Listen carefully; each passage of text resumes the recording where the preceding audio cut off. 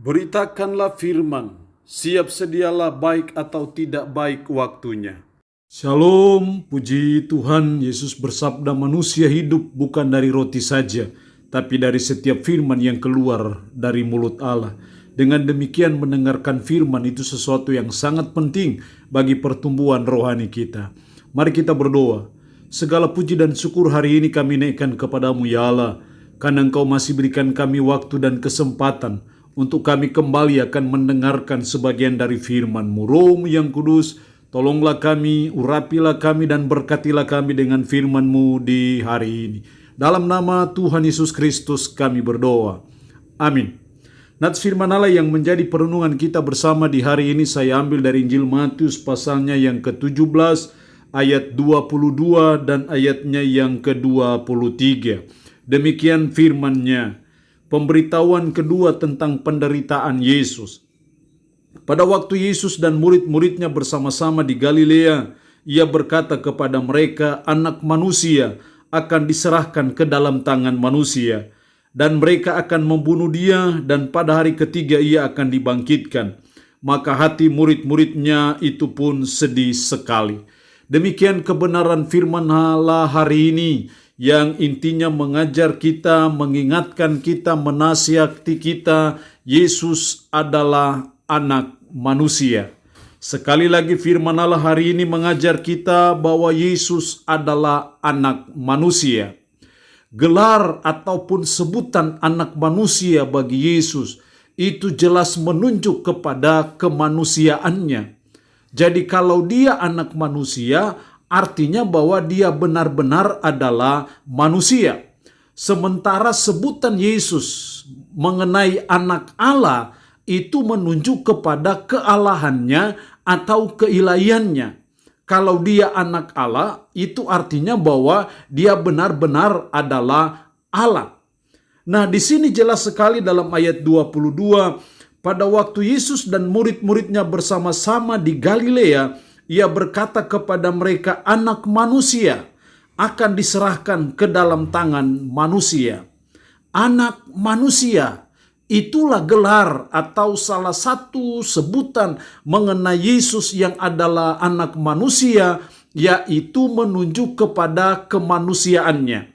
Bahwa Dia adalah manusia sejati, bahwa Dia adalah 100% manusia.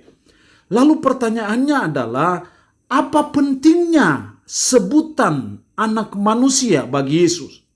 Apa pentingnya kemanusiaan Yesus dalam hubungan dengan karya penyelamatan itu?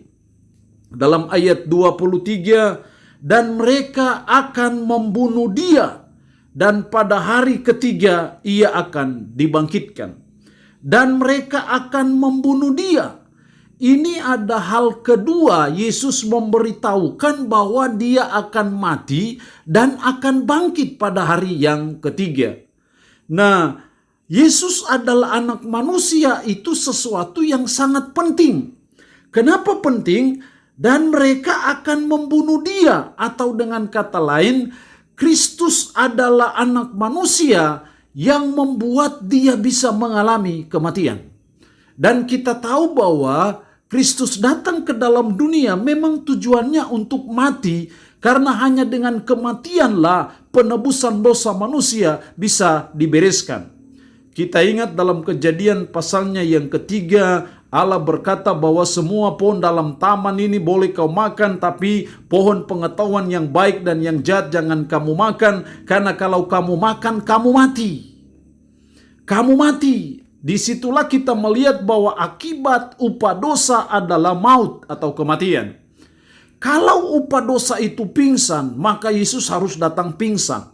Tapi karena upah dosa adalah maut, adalah kematian, maka Yesus itu harus datang mengalami kematian, tapi harus dibuktikan dengan kebangkitan, karena dengan kebangkitannya berarti Dia mengalahkan kuasa dosa ataupun kuasa maut. Jadi pentingnya Yesus adalah anak manusia supaya Dia bisa mengalami kematian. Kita tahu bahwa kalau Yesus itu Allah saja dan tidak manusia, Kalau Yesus itu anak Allah saja dan bukan anak manusia, maka jelas dia tidak bisa mati. Karena Allah itu tidak bisa mati. Tetapi dengan gelarnya, dengan sebutannya bahwa dia adalah anak manusia dan bahwa dia sungguh-sungguh adalah manusia, itulah yang memungkinkan dia bisa mengalami kematian dalam rangka penebusan dosa manusia. Jadi keliru kalau ada orang berkata bahwa Yesus itu Allah kok bisa mati. Jelas Allah itu tidak bisa mati. Yang mati adalah anak manusianya. Yang mati adalah kemanusiaannya, bukan keilahiannya. Karena dia datang untuk menyelamatkan manusia dan cara penyelamatannya harus melalui kematian, maka tidak bisa tidak. Dia harus berinkarnasi menjadi manusia, menambah sifat jadi manusia, maka dia disebut anak manusia, dan anak manusia inilah yang memungkinkan dia bisa mengalami kematian. Tetapi juga kita harus pahami bahwa Yesus itu bukan hanya anak manusia, tetapi dia juga adalah anak Allah. Anak Allah adalah sebutan ataupun gelar yang menunjuk kepada kealahannya. Lalu apa pentingnya keilahiannya? Dalam ayat 23, dan mereka akan membunuh dia, dan pada hari ketiga ia akan dibangkitkan. Pada hari yang ketiga dia akan bangkit. Apa yang memungkinkan Yesus bisa bangkit? Karena dia anak Allah. Kalau Yesus hanya anak manusia, kalau Yesus itu hanya manusia saja dan bukan anak Allah atau bukan ilahi, maka jelas dia tidak akan bisa bangkit dari kematiannya. Kalau dia tidak bangkit dari kematiannya, maka dia tidak mengalahkan kuasa dosa ataupun kuasa maut. Tapi dengan kebangkitannya, berarti dia mengalahkan kuasa dosa, kuasa maut, berarti dia sudah menyelesaikan dosa manusia, sudah menebus dosa manusia, maka saudara dan saya yang percaya kepada dia bisa mengalami atau memperoleh keselamatan dari kuasa dosa itu. Jadi sifat ataupun sebutan Yesus sebagai anak Allah itu penting, karena dengan sebutan ataupun sifat keilahiannya yang memungkinkan dia bisa bangkit. Coba kita berandai-andai, kalau Yesus itu hanya anak manusia bukan anak Allah, maka dia bisa mati tapi tidak bisa bangkit. Coba kalau dia Yesus itu hanya anak Allah dan bukan anak manusia, maka dia tidak bisa mati. Jadi dari sini kita melihat bahwa anak manusia dan anak Allah yang menunjuk kepada Yesus, itulah yang bisa membereskan dosa manusia, yang bisa menyelesaikan dosa manusia.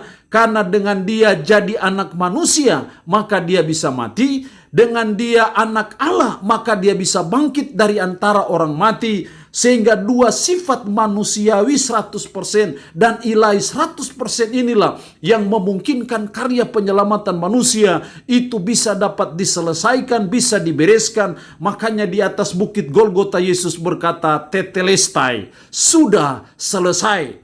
Penebusan dosa manusia sudah selesai karena Kristus sudah mati, yaitu anak manusianya, dan dia bangkit karena dia adalah anak Allah atau dia ilahi, maka dia bisa bangkit dari antara orang mati. Jadi sifat Yesus yang manusiawi dan ilahi ini sesuatu yang sangat penting dalam hubungan dengan dogmatika Kristen, karena itu berhubungan dengan karya penyelamatannya di mana dia mati dan akan bangkit pada hari yang ketiga. Allah yang punya firman ini memberkati kita dengan firman-Nya di hari ini. Amin. Mari kita berdoa. Puji syukur untuk kebenaran firman-Mu hari ini. Tuhan, tolong kami untuk kami sungguh-sungguh memahami bahwa Yesus adalah anak manusia, tapi dia juga adalah anak Allah. Anak manusia memungkinkan dia bisa mati, dan anak Allah yang memungkinkan dia bisa bangkit dari antara orang mati. Dua sifat manusiawi 100% dan ilahi 100% lah yang bisa menyelesaikan penebusan dosa manusia. Kami sungguh bersyukur dan memuji Tuhan untuk suatu rahasia yang sangat penting dalam hubungan dengan iman Kristen yang harus kami pahami dengan baik, dengan benar, sehingga kami bisa berapologet, membuat pembelaan terhadap serangan-serangan yang ditujukan kepada iman Kristen yang seringkali membingungkan. Tetapi sesungguhnya itu terang benderang ketika kami memahami bahwa Yesus adalah anak manusia, tetapi juga dia adalah anak Allah. Tanamkanlah, meteraikanlah firman dalam hati dan pikiran kami, dan sanggupkan kami untuk bisa memahami kebenaran firman-Mu secara baik dan benar. Hamba mohon berkat bagi umat-Mu yang mendengarkan renungan harian di hari ini, yang sakit dalam nama Yesus, dijamah dan disembuhkan Tuhan dari sakit penyakit yang diderita. Terpuji-pujilah nama-Mu, dalam nama Tuhan Yesus Kristus kami berdoa. Amin. Shalom. Tuhan Yesus memberkati kita semua.